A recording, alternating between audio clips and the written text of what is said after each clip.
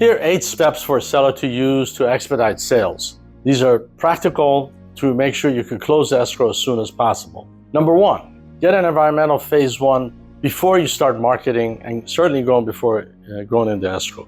This is to help you determine if there's any issues that need to be resolved before you advertise or you go in escrow. A buyer may be interested in not only discovering, but also possibly exaggerating environmental problems. So if the seller's report indicates that their property has some environmental problems, it's going to be more advantageous for the seller to remediate the contamination and then sell the property, rather than selling a property that has some environmental problems. That is because the seller probably can remediate the property for less money than the reduction in the price that the buyer is going to ask to account for the contamination. Also, the seller completing the remediation gives the seller assurances that the work was completed properly in accordance with law, so the seller doesn't have any further residual liability after the closing of the sale of the property. Properly conducted and certified remediation may serve as a basis for release of liability for future. Number 2, title.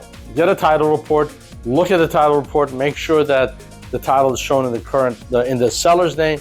Make sure you can satisfy the title companies for issuing a title policy.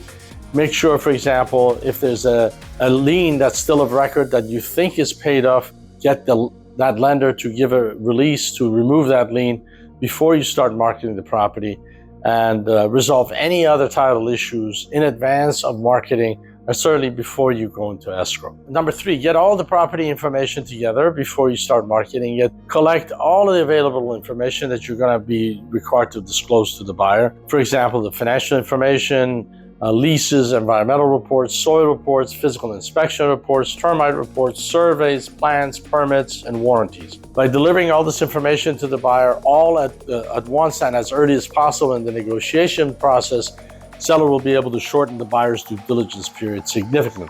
Number 4, disclosure. A seller generally has the legal duty to disclose to the buyer any facts regarding the property that are known to the seller, which facts materially and adversely affect the value or desirability of the property and are not readily ascertainable by the buyer.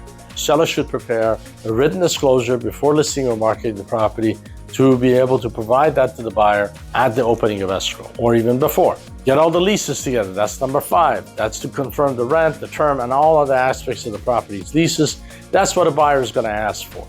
And they're going to ask for a estoppel certificate. So what you want to do is you want to go ahead of that, go to the tenants, maybe have the tenants sign estoppel certificates to figure out if a tenant is going to give you a hard time, and resolve any issues that are outstanding with any tenants before you start marketing or going into escrow. So that prophylactic estoppel certificate would help a lot in avoiding issues with the tenants coming up during the escrow. Number 6, put together a sale contract that is going to be used for the parties to do the deal. You have to resist the temptation as a seller to create an overly seller-biased agreement, which is going to just drag out negotiations.